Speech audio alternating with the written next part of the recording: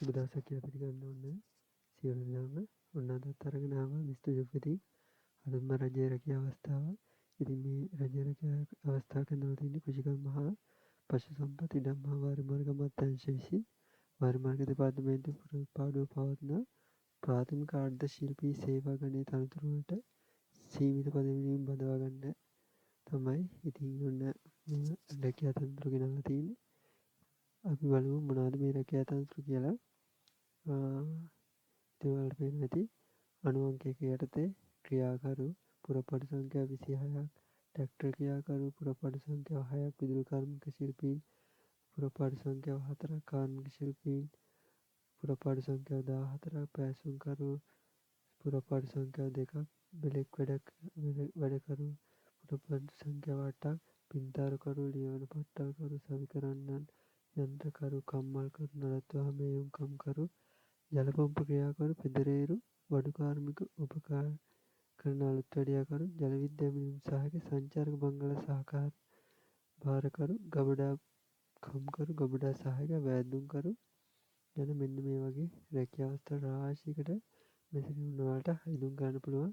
ඉතින් මේ තනතුරු ගැන අපි වැඩි විස්තරයක් සලකලා බලුවොත් එහෙනම් ක්‍රියාකාර ලෙස සඳහන් කරලා තියෙන වාරිමාර්ග දෙපාර්තමේන්තුවේ ඉදිකිරීම මෙහෙයුම් කොටස සඳහා භාවිත කරන ලොරි, කොළ, ට්‍රැක්ටර්, රබර් ටයර් සහිත tractor, dump truck, bucket scraper, road roller, motor grader, බර පටවන ලෝඩර්, බැකු එක්ස්කවේටර් වර්ග, shovel truck, line backhoe, clamshell, crane, pile driver, dumper යන යන්ත්‍රවලින් ඕනෑම යන්ත්‍ර තුනක් ක්‍රියා කිරීම පිළිබඳ පාත සඳහන් සුදුසුකම් සපුරා තිබීම තමයි.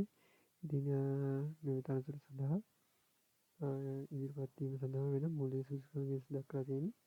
ඉතින් ඔයාලට පේනවා ඇති මේ තව විස්තරයක් දාලා තියෙන සර්විස් කිරීම කිය වාහනය අවම සර්විස් කරගන්න පුළුවන් වෙන ඕනේ පස්සදින උපකරණ ගැන සියලුම පරීක්ෂණ කාර්යක්ෂම ලෙස ක්‍රියා කරන්න ඕනේ කියලා තියෙනවා.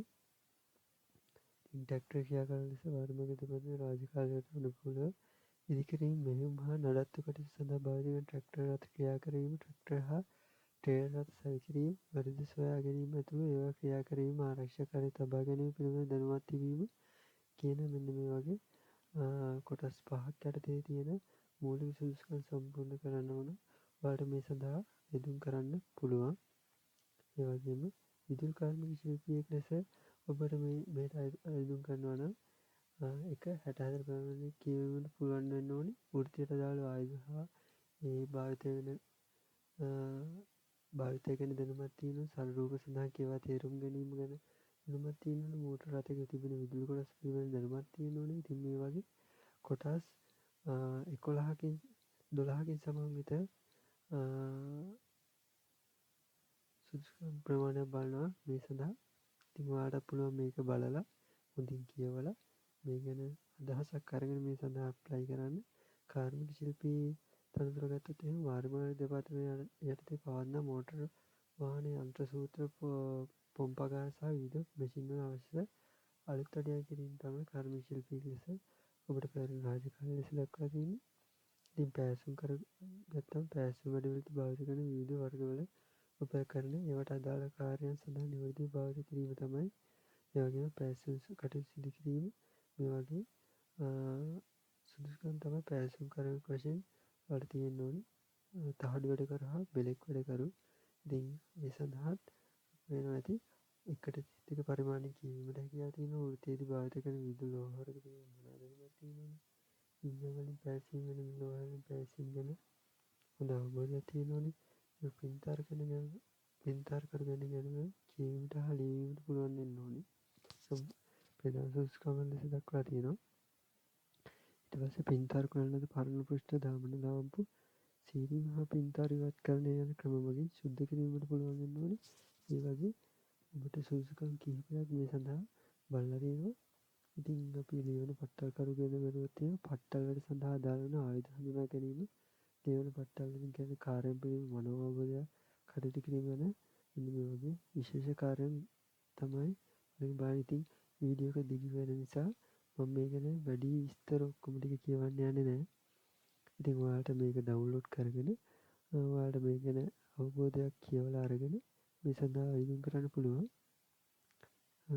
අපි බලමු ඊළඟ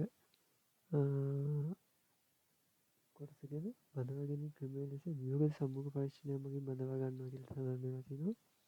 පාසල නිර්ණායක තමයි. ඒ සඳහා ප්‍රධාන වශයෙන් මූලික කරගන්න අධ්‍යාපන සුදුසුකම් සඳහා ලකුණු 25ක් හිමිවෙනවා.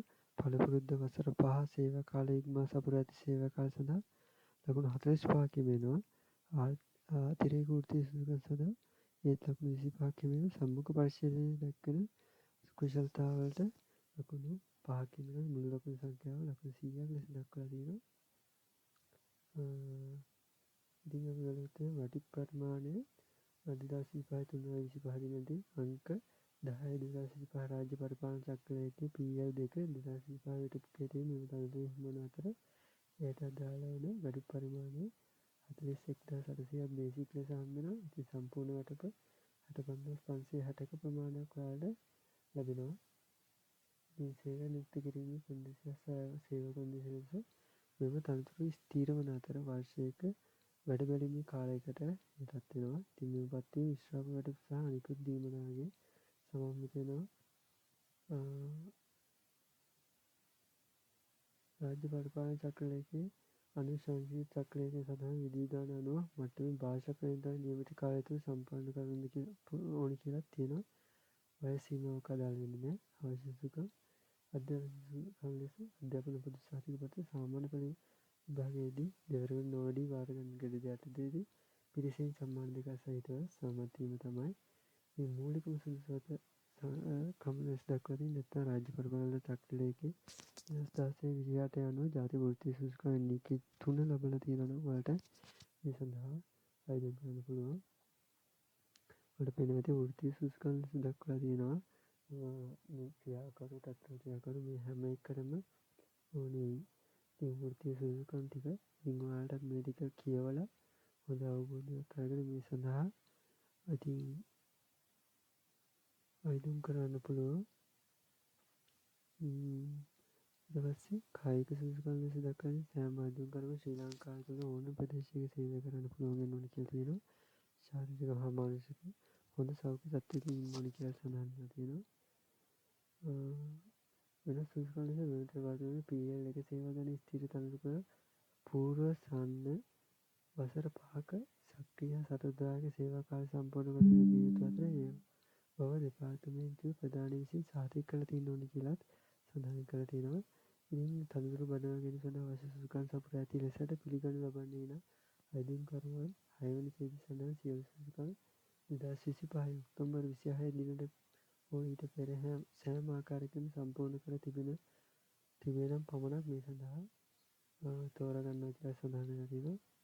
අයිතිපත් සකස් කරගන්න ආකාරය මෙහි දක්වලා තියෙනවා. ඉතින් ඔයාලා මේ සඳහා වෙන අයිතිපත් සකස් කරගන්න මේ සම්පූර්ණ විස්තර කියවලා ඒ සඳහා කටයුතු කරන්න පුළුවන්. ඉතින් මේ ඔයාලා මේ සකස් කරගන්න ලද අයිතිම් පත්‍රය මාර්ග දෙපාර්තමේන්තුවේ පුරප්පාඩු පවත්වන ප්‍රාථමික ආරාධකාරී ශිල්පී සේවය තනතුරු සඳහන් කර සීමිත පදවියෙන් බඳවා ගැනීම 2025 යන පැහැදිලි සඳහන් කළා.